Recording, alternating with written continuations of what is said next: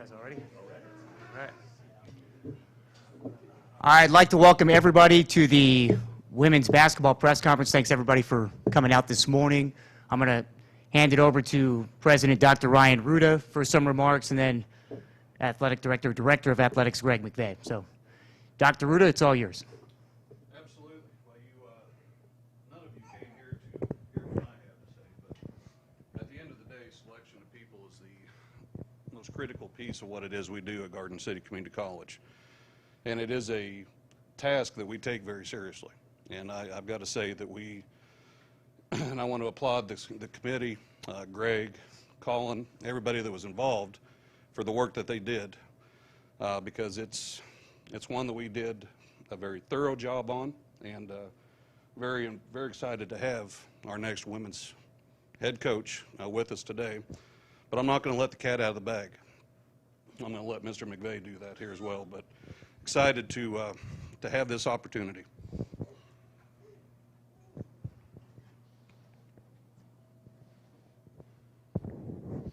Well, good morning, everyone. Can everybody hear me okay? Fantastic.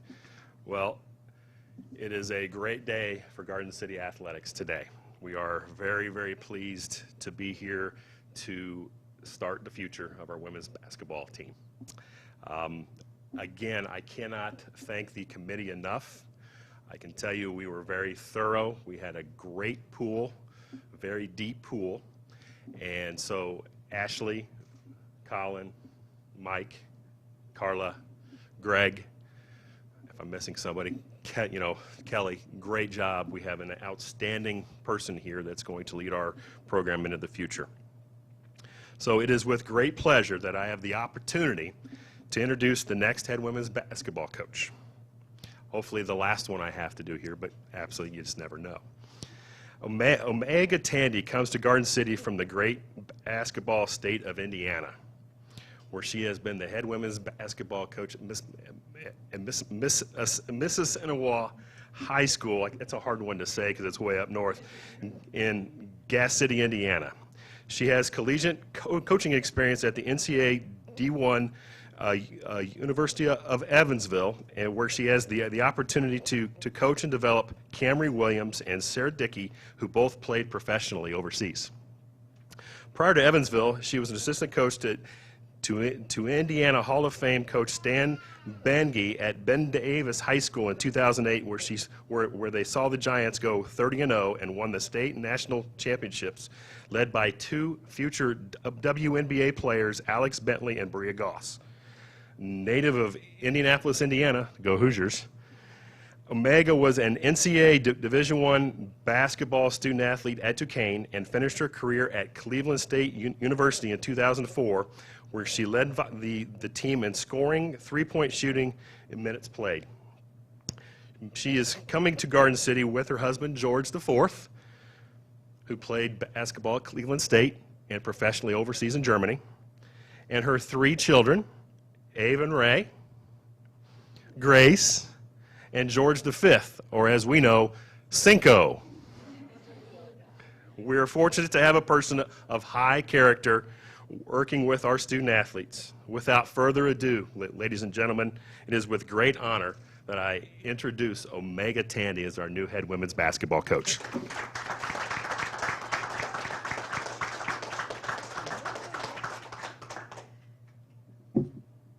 Well, hello. I am so excited to be here today. I did take some notes because I'm so excited. I don't want to forget anything, so I'm going to refer to my notes just a little bit. But there's never been a time in my life or my coaching career that I felt like my path had been ordered or ordained as much as this. This is a fit for me. This is a fit for our family. I am so thankful to be here. When Kelly called me and offered me this position, I screamed in the phone, and we had a little moment because this is the best fit for our family. And so thank you guys for welcoming us here. I also would like to recognize my team that are here today, publicly just thanking my husband, my handsome husband over there, for always being supportive. It's tough as a spouse of a coach. And so thank you, George, for your continued sacrifices for our family, to our babies. I hope that I make you proud. That's why we're here. My mother is here from St. Louis. She's always been here, as she always has been. Just thank you for encouraging me, Ma, to be myself and unapologetically myself. Dr. Ruda, Mr. McVeigh, Mr. Lamb, and the hiring committee, thank you guys so much for believing in me. I don't know if you all know, and I didn't really share with you, I was very, very happy where I was. Mississinawa is an amazing place. It's hard to coach high school basketball, but that community really embraced us, and that's a hard place to leave. But when I came here and my husband and I got a chance to walk this campus, go to Walmart, because you know Walmart tells you what the community is like, right? So we got a chance to go to Walmart and really just get a feel for this community, and we were embraced so much, just from everybody, from Alexis to everybody, and that really made us feel like home. So we are just really want to thank you guys in the community for really embracing us, even just in the process. We are going to be very visible in the community. I'm a community person. In Gas City, we have held hands with everybody in our community. I look forward to doing that and establishing relationships here in that same way. So please, if we are touchable, if you have something you would like to ideas for us in our program, I want to hear from you. I want to shake hands and make sure I get to know everybody who's invested into this community and to this college. Lastly, I just want to say before we open it up for any questions, our goal here is to compete for championships. Mr. McVeigh and I, when we got a chance to talk, and I wanted to make sure he and I, that our moral values and goals aligned, and they do so much more than anybody else I've teamed up with. We're winners. We come from Indiana, and although my high school demolished his high school for years and years, that is very true. We and yours too. But Indiana, we just come from really hard-nosed, competitive culture. That's who we are in all the sports that we play, especially basketball and football. And so we want to compete for championships. That is our goal here. We have a process and a way to do that, and we ask for your support in trusting that process and believing in that process. That's going to take some time. Our goal is for every kid that is in Kansas that can play in college to have this community college to be the first option for them. We want that. And so we're going to be visible in the high schools in Kansas to make sure that our Kansas natives want to come here, that they desire to come to Garden City Community College. Those are our goals. Again, that takes time. But we walked through the gym last night and we looked at the banners in the gym, and I was just blown away by the history here, but we want more. We got to create some space. I was looking saying, wait a minute, we had to realign this so that we can get some banners up there. And so that is our goal. And I just ask for you guys' support as we take the time to do that. And I'm so excited to be here. That's it.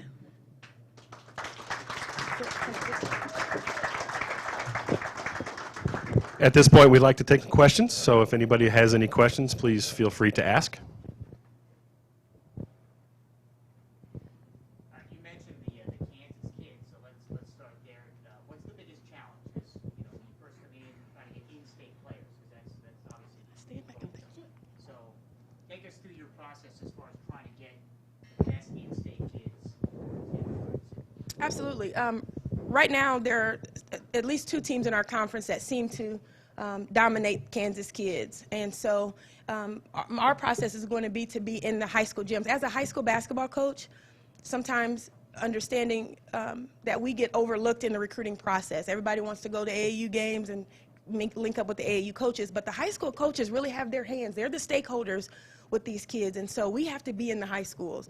We're going to start, we've already started establishing those relationships with the high school coaches. We're going to be in their gym. We're going to sit in their gyms and sit in their practices, and everything we can do to build those relationships so that they trust us and that they trust our program, so that those kids value what we're doing here and we can start competing for those. But I love that competition. I mean, as the recruiting coordinator at Evansville, I enjoy the recruiting process. I love to compete. I love to show our kids what we have here, and with the strength conditioning program now, and just all of the things that we have that other people don't. And so I'm excited to be able to compete for those kids quickly. Thank you. Yes, he likes that fan. He's a fan guy. What's the biggest, I guess, this might be self-explanatory, going from a high school level as a head coach not only at the college level, but at the junior college level, where it's very transient. You don't have players for a long time. So, take us through the process of high school going now jumping into the junior college. Absolutely. That's the biggest transition, is that our time is limited. In a 4-year program, whether that's high school or Division I or whatever, you have 4 years to develop. You have 4 years to get those relationships developed and the kids' skill sets developed in order to compete. Here we have a shorter amount of time, but that just means we have to get to work early. We have to be very intentional about being prepared and organized in order to really enhance the skill sets of the players that we have currently. We have to recruit, and we have to recruit a certain caliber of kids so that we can, that gap is a little bit more closed since we only have 2 years with them. But we look forward to it. I think the high school game, it's very similar now we talked about the quarters and those types of things. So those are all very transient parts of the game. But I'm comfortable in college. I've always been comfortable at the college level, and so I'm really excited to be able to compete at a higher level. What are we going to see offensively and defensively when we go watching next year? Well, now as a coach, I'm a defensive coach. I love defense, obviously, but you have to put the ball in the basket. I've been able to meet our players over FaceTime and over the phone, and I've been able to watch a lot of film, and so I like the style of play they play now. We have some areas that we have to grow, but without having them in the gym, it's hard to know what style we'll play. We have to meet their needs of the team we have right now, and we're going to do that, and I'm excited about where they are and where we can go. But kids want to have fun when they play, so we're going to play a fun style of basketball. However, we're going to be very disciplined in that. We need to get our fundamentals right and make sure that we're very fundamentally sound, but we're athletic. We can get up and down the floor. It's going to be an exciting game. I'm very animated when I coach, and so I like to be excited when I coach, and so we can look forward to tough defense. The physicality of the game I would like to change. All of my teams that I've ever coached have been very physical, but they have fun out there, and you should be able to see that when you're watching the game, that they're enjoying themselves, a lot of energy, a lot of passion for the sport, because this is a blessing, and we want to recruit kids and instill in our kids that this is an opportunity for them to really showcase who they are through the sport. So that's what you can look forward to seeing. Yes, Ms. Tony. How many do you have signed so far, and are you looking at anyone from your current school to bring here? So right now we have 6 we call veterans, so returning players, and then we have 6 incoming players. So we have 12 total. We do have a few spots available. At my current school, I'm not looking at anybody to make that jump, but there are players right now that we've identified earlier on in the process that we're looking at, that we're hoping to be able to maybe bring in 1 or 2 more.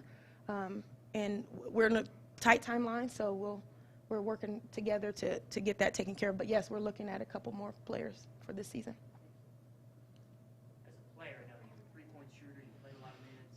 Take us through what your prototypical recruit will look like. This obviously you inherited 60 players. So now take us through next year's recruiting class, and even the players that you bring in now. What are you looking for? You looking for size, you looking for stretch players, you looking for wings? What are you looking for? Yeah, well, as a player, I shot the ball, but I didn't play any defense, so they won't be anything like that. Zero defense. But no, I want some size. We're small, and the teams in our conference are a little bit bigger. I would definitely like to see some size. We're recruiting some size right now. I like true post players. I love to coach true fundamental post players. I think that's tough. We don't have a lot of that in our conference right now, and I think it's tough to guard. So we're looking at true post players. But my style is just a mix of things. I want to be able to shoot the ball well, but I want players that can defend. I want players that can create. I want players that can make easy baskets at the rim. And so that's what we're looking for. But more than that, as far as their on the court skill set, we're just looking for quality young women. We're looking for young women who want to be. They want their lives to be impacted by our program. And this 12 we have coming in, they want that. They're excited. They're coachable. They're ready to grow and learn. And that's the kind of kid we want to coach and we want to recruit. We have 12 players. Thank you, Avon Ray. Coaching is a blast. It's the best thing to do for me as your mom.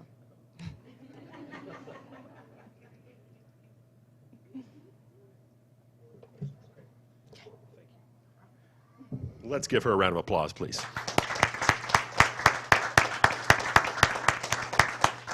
So I guess you're going to stick around and maybe meet some folks. So I think the whole crew is going to be out here. So if you get a chance to say hello to Meg and her family, please do. And this concludes our press conference. Thank you very much for coming today.